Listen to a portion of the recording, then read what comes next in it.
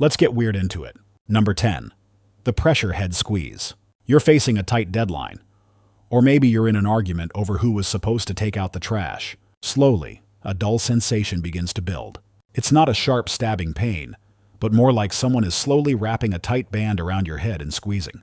The pressure focuses on your temples, your forehead, even the back of your neck. This is the tension headache, the most common type of headache on the planet, and it's basically your body's form of passive-aggressive protest. When you're stressed, mentally or physically, your body goes into fight or flight mode. One of the side effects is that you unconsciously tighten your muscles. You don't realize it's happening, but the muscles in your neck, shoulders, scalp, and jaw are clenching as if you're bracing for a punch. When this muscle tension goes on for too long, the muscles start sending out pain signals. The ache you feel isn't actually in your brain. Your brain has no pain receptors. Instead, it's the pain from the tortured muscles and connective tissues on the outside of your skull. A tension headache isn't an alarm that something bad is about to happen. It's an alarm that it already happened. You sat still, stared at a screen, and clenched your jaw for 4 straight hours. It's your body's polite way of screaming, "Hey, relax your stupid muscles." Number 9. The itch you can't scratch. It starts subtly, a faint tingling sensation, usually on your back, right in that one spot you absolutely cannot reach. You try contorting, rubbing against a door frame like a cartoon bear. You ask someone else to scratch it, but they never get the right spot. This itch doesn't feel like a mosquito bite. It's deeper, more annoying, and scratching doesn't seem to help. In fact, it might even make it worse. This is a neuropathic itch, and it's not a problem with your skin. It's a glitch in your wiring. A normal itch, pruritus, happens when something stimulates the nerve endings on your skin, like an allergen or a bug bite. Your skin sends a clear signal to the brain. Intruder in Section 7G, commence scratching. But a neuropathic itch is different. It happens when the nerves themselves are damaged or compressed. Maybe a nerve running from your spine to your back is being slightly pinched. That nerve starts sending out faulty signals, like a staticky internet connection. Your brain receives this stream of garbage data and doesn't know what to do with it. It can't interpret it as heat, cold, or pain, so it defaults to the next best thing, an itch. That's why scratching does nothing. You're trying to fix a hardware problem by scratching the monitor. That itch is an error message from your operating system, letting you know there's a loose connection somewhere deep inside. Number 8. The self-inflicted bite. You're eating a meal, maybe talking while you chew, or just lost in thought. Everything is going fine. Then, in an instant of searing white-hot pain, you chomp down with incredible force on the inside of your own cheek. The betrayal is absolute. Your own teeth, the very tools designed to chew your food, have just committed high treason against the soft tissue they're supposed to protect. The shock is followed by a dull, throbbing ache and the knowledge that you've just created an ulcer that will annoy you for the next week. This isn't just clumsiness. It's a high-speed system error. The act of chewing is an incredibly complex ballet of neuromuscular coordination. Your brain is simultaneously commanding your jaw muscles to move up and down, while also telling your tongue and cheek muscles to constantly push the food back between your teeth. It's a delicate dance happening in a very small space, with hard, unforgiving enamel grinders moving mere millimeters from soft, vulnerable flesh. Usually, this process is flawless, but it only takes a momentary lapse, a split second of distraction, a slight bit of muscle fatigue, or trying to talk while you eat, for the timing to go wrong. The cheek muscles don't pull back quite fast enough, or the jaw muscle contracts a millisecond too early, and the trap snaps shut. It's a momentary, catastrophic desynchronization in one of your body's most practiced motor skills. It's not an alarm for a disease. It's the alarm that goes off when the incredibly sophisticated machinery of your mouth has a tiny, painful fender bender with itself. Number 7. The sunlight sneeze. You've been in a dark room, maybe a movie theater or just your dimly lit living room. You step outside into the bright, glorious sunshine and your nose starts to tingle. It's an unmistakable, unstoppable sensation. You're not sick. There's no dust or pollen in the air. But your body is screaming at you that a sneeze is not just likely, but absolutely inevitable. A moment later, you let out a massive achoo, directly into the sun that caused it. This is the photic sneeze reflex, a bizarre glitch that affects up to a third of the population. It's a classic case of crossed wires in your brain's command center. The nerve responsible for most of the sensation in your face is the trigeminal nerve. It's a massive piece of biological wiring with 3 main branches that handle everything from a toothache to the feeling of the wind on your skin.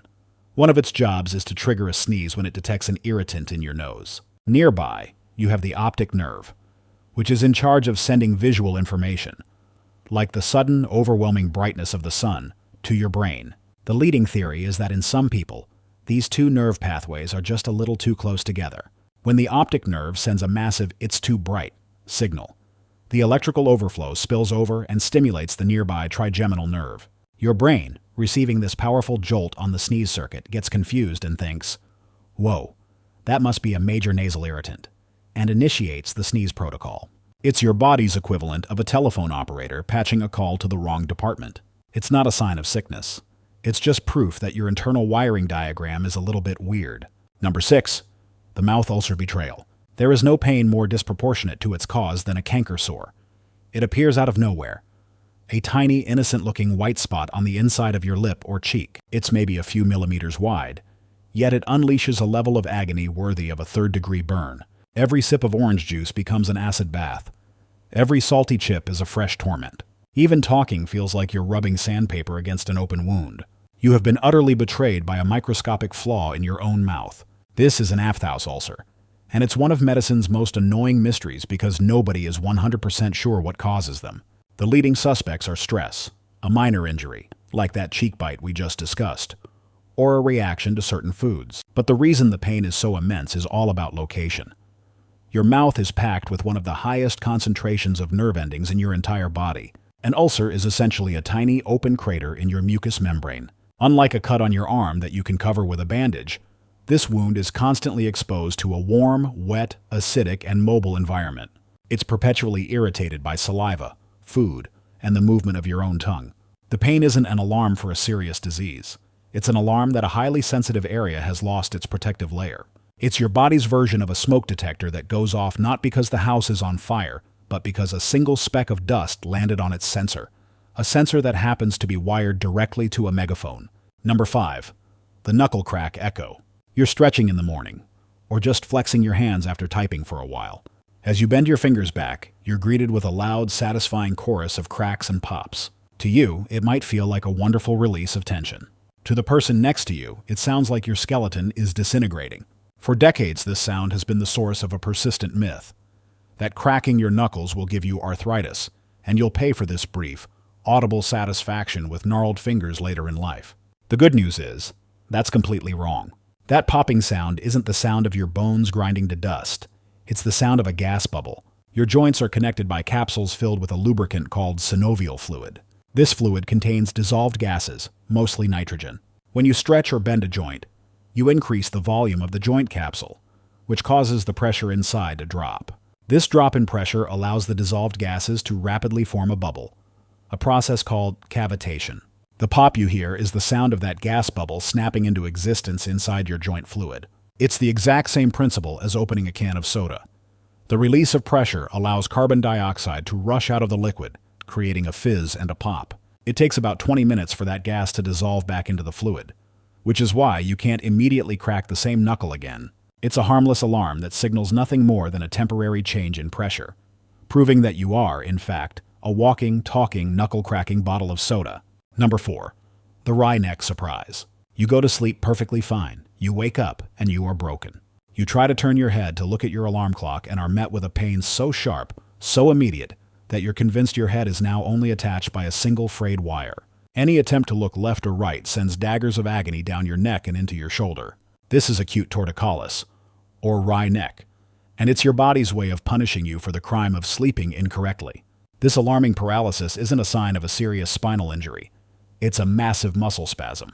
The muscles in your neck, like the trapezius, work hard all day to support your very heavy head. If you sleep in an awkward position, maybe your pillow is too flat, or your head is tilted at a weird angle for hours, you can put a severe strain on these muscles. In response to this prolonged strain, the muscle's defense mechanism kicks in.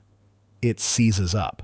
It locks itself into a tight, painful, involuntary contraction to protect itself from any further movement or potential damage. It's the muscular equivalent of a sensitive car alarm that goes off not because someone is breaking in, but because a leaf landed on the windshield. The pain and stiffness are a brutal but temporary alarm bell, signaling that your neck's support structures were pushed past their limit while you were completely unconscious. Number 3. The paper cut's revenge. You're opening a letter or flipping through a book. The edge of a single sheet of paper slides across your fingertip. The cut itself is almost invisible, a clean, bloodless line. And yet, it hurts with a searing, persistent intensity that feels completely insane for such a minor injury. A deeper cut from a knife might hurt less. Why does this tiny, superficial wound feel like it was inflicted with a red-hot razor blade? The answer is all about nerve density. Your fingertips are your primary tool for exploring the world through touch. So they are packed with an astronomical number of nerve endings called nociceptors, your body's dedicated pain receptors. They are your high-fidelity alarm system. A paper cut is the perfect weapon to assault this system. First, the edge of a piece of paper isn't a smooth blade. On a microscopic level, it's a jagged, serrated saw that rips and tears through your skin cells, triggering far more nerve endings than a clean slice. Second, the cut is just deep enough to slice into that dense field of nerves, but not deep enough to cause significant bleeding. Blood would normally help cushion the wound and start the healing process. Instead, you have exposed screaming nerve endings left open to the air. The agonizing pain is a perfectly functioning alarm system. It's just that the paper has managed to trip every single laser beam in the vault without actually stealing anything valuable. Number 2. The ear pressure pop. You're taking off in an airplane, driving up a steep mountain, or even just riding a fast elevator. A feeling of fullness and pressure begins to build inside your ears. The world around you becomes muffled and distant, like you're listening to everything from underwater. The feeling is uncomfortable, disorienting, and a little claustrophobic. You try swallowing or yawning, and then, suddenly, pop! In an instant, the pressure vanishes and the world comes rushing back in perfect, crisp clarity. That entire experience is a drama playing out across your eardrum. Your middle ear is an air-filled cavity that's sealed off from the outside world by your eardrum. It has one release valve, a tiny canal called the eustachian tube that connects to the back of your throat. Its job is to open and close to make sure the air pressure inside your middle ear is the same as the air pressure outside. When you rapidly change altitude, the external air pressure changes faster than your eustachian tube can keep up. The pressure imbalance pushes or pulls on your eardrum, causing that muffled, full sensation. That feeling is the alarm bell. When you swallow or yawn, you flex muscles in your throat that pull the eustachian tube open. The pop is the satisfying sound of air rushing in or out, equalizing the pressure instantly. It's the sound of your body's internal plumbing successfully rebooting a system to match a change in the environment. Number 1. The Heartburn Volcano. You've just enjoyed a fantastic meal. Maybe it was spicy. Maybe it was greasy. Maybe it was just a lot. You're sitting back, feeling satisfied, when a sinister warmth begins to smolder in the center of your chest. Within minutes, that warmth grows into a burning sensation that creeps its way up your throat, an acidic fire threatening to erupt. The pain can be so sharp and located so close to your heart that for a terrifying moment, you might even think something is seriously wrong. This is heartburn, or acid reflux, and it is the ultimate alarm of a mechanical failure. Your stomach is a bag of powerful hydrochloric acid designed to obliterate food. At the top of your stomach, there is a ring of muscle called the lower esophageal sphincter, or LES. Its job is to act as a one-way security door, letting food in but keeping the corrosive acid from coming back out into your delicate esophagus. Heartburn is what happens when that security door gets lazy. Certain foods, lying down too soon after eating, or excess pressure on your stomach, can cause the LES to relax when it shouldn't. A tiny amount of stomach acid splashes back up into the esophagus, which has none of the protective lining that the stomach does. The burning you feel is that acid literally causing chemical burns to the sensitive tissue. It's the 5-alarm fire bell of your digestive system, a perfectly normal pain that serves as a visceral, terrifying warning that a critical containment field has failed, and your own internal acid is on the loose. That's all for today. I'll be making similar videos in the future. Subscribe to see them.